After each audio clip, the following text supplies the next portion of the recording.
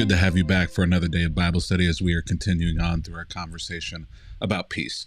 My name is Kevin Young, and I have the privilege of serving at Christ Table as lead clergy. If you'd like to know more about Christ Table, right there is where you need to go to that URL at www.christstable.today. There you'll find information about Christ Table. Would encourage you to sign up for the email list there so that you will know everything that is happening around here. Now, if you'd like more information about this study in particular, that's also really simple. All you got to do is, right there.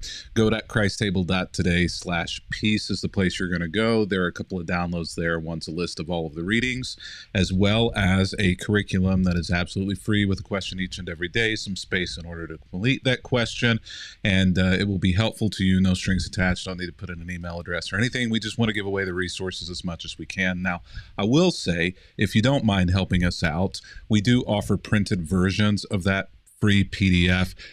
These are spiral bound. These are professionally printed. They're really nice. You can get these by clicking on Get the Box. It comes inside of a box that has a lot of other spiritual resources and gifts that go along with this study.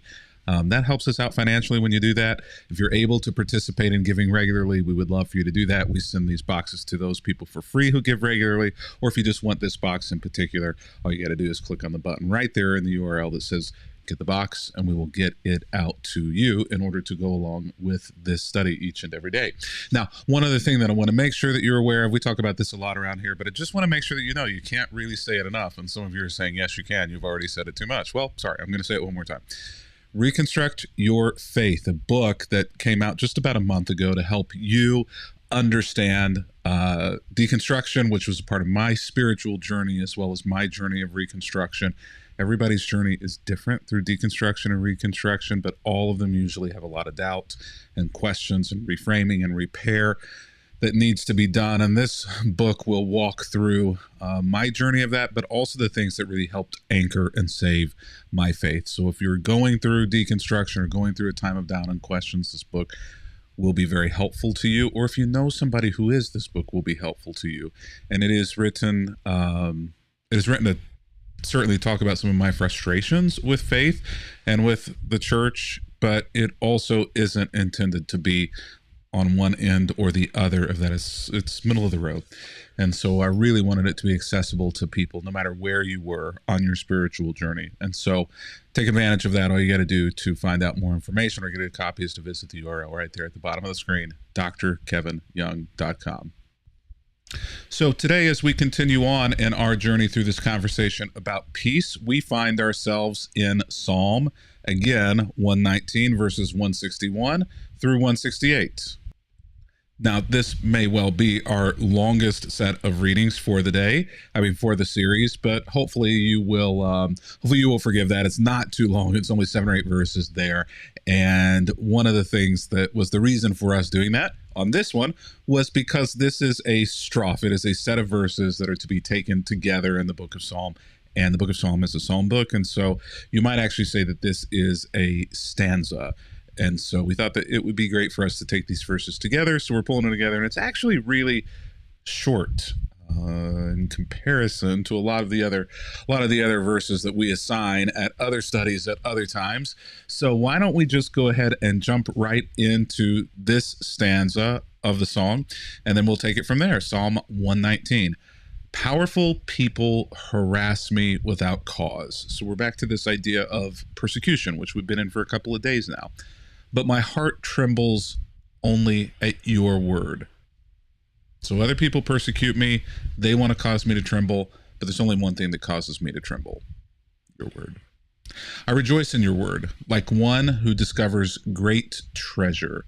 I hate and abhor all falsehood, but I love your instructions. See how we have this dichotomy, this back and forth, this tension between one polar opposite of something else? This is what's being set up here. I will praise you 7 times a day because all of your regulations are just. Even though the psalmist is being persecuted, even though the songwriter is really, really frustrated with falsehoods that apparently perhaps are being said about him, is going to praise God 7 times a day. That actually is strategic, and I don't have a lot of time to go into it here, but essentially what's being, in fact, I actually go into that in the book here. So if you'd like to know more about that, actually, this is a great place to go.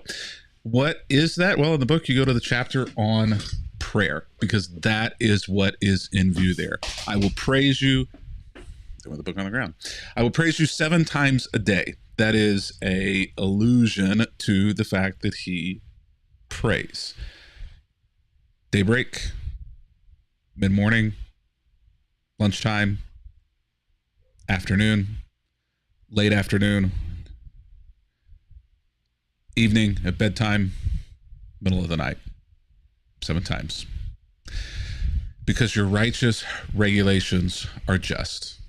Those who love your instructions have great peace and do not stumble. I long for your rescue, Lord, so I've obeyed your commands.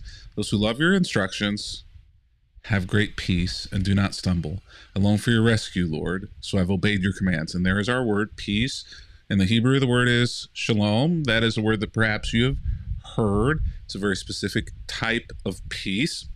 But that is the word out of Judaism, out of the Bible, that in the Old Testament, in the Hebrew text, is translated into peace. And here, that peace, great peace, even it says, comes from the love of instruction, of guidance, of commands. If you're under persecution, perhaps the command or the guidance that's there is how to treat your enemies, or how to know that God still loves you and God still cares for you and God still is weaving together the future on behalf of the good of himself and those who follow him, even when it seems as though in the moment he's not. I long for your rescue, Lord, so I have obeyed your commands, and that has brought me great peace. I've obeyed your laws, and I love them very much. This is an allusion to the Torah, the Mosaic law, the Torah. Yes, I obey your commands and laws because you know everything that I do. A couple of things here that kind of stood out to me is that this is not a foxhole prayer. We talked a little bit about prayer just a moment ago and how this isn't just a Hail Mary pass in a moment of great difficulty. God, I promise that if you will do this thing, take away this thing, put this person out of my life, change their heart, change this, change that. I promise if you'll do this, then I'll attend church more, I'll attend synagogue more, I'll give more, I'll treat this person kindly, I'll never ask for anything again. A whole bunch of things that we promise to do that we will never actually do or follow through on. This is no foxhole prayer. Remember, he said 7 times a day, I praise you. He's saying to God, I'm in an ongoing regular conversation with you. I have this pattern of prayer where I bring things to you, where I don't even just bring things to you, but I actually praise you. Oftentimes I know that my prayers turn into just a laundry list of things for me. Me, mine. And yet here it's you. Praise. Just sitting and enjoying each other's company, loving on God, loving on Yahweh, loving on the Lord. No foxhole prayer, but a regular, ongoing convo. I wonder how much of our life would be, able to be peaceful or more peaceful if we had an ongoing regular conversation with God rather than just these foxhole prayers. I think that he's able to get to a place of great peace because he's already in relationship and conversation with God. And it may well also be said that the only reason why God's instructions, God's laws bring anything positive rather than negative, frustration, being bound in, having boundaries, being tied down to things, having to do something that you don't want to do, is because there's already a relationship there. There's already a pattern of conversation and trust that have been built up over the years. And so, because of that, great peace comes from instructions. Great peace can come during seasons of persecution. Because he didn't wait until crisis to cry out. The other thing here that is just always a good reminder for us is that the poet, the writer here of a song, pleads for shalom, pleads for peace, a peace and security that here seemingly is promised to those who love God's Torah and those who love God's salvation. So this is kind of the foundation of what's going on here when we look at peace, is that this shalom, this peace and security in this text seems to be promised to those who love God's Torah, who love God's law, that was the instructions part there, and who love God's salvation, who love God's redemption. So I wonder for you, what is it about God that brings peace? If it's not God's instruction, if it's not God's salvation, what is it about God that brings you peace? And maybe there's nothing about God that brings you peace. And maybe that's the question. Maybe that's the conversation. Maybe that's where you have to begin with God, is nothing about you actually brings me any sort of peace. So maybe you and I, God, can start to have a conversation about why nothing brings me peace about you, and go from there. Lay it all at his feet.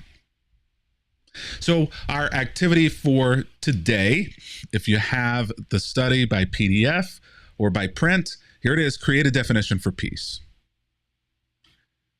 What to you would it be that would clearly define peace if somebody were to ask you, what is peace?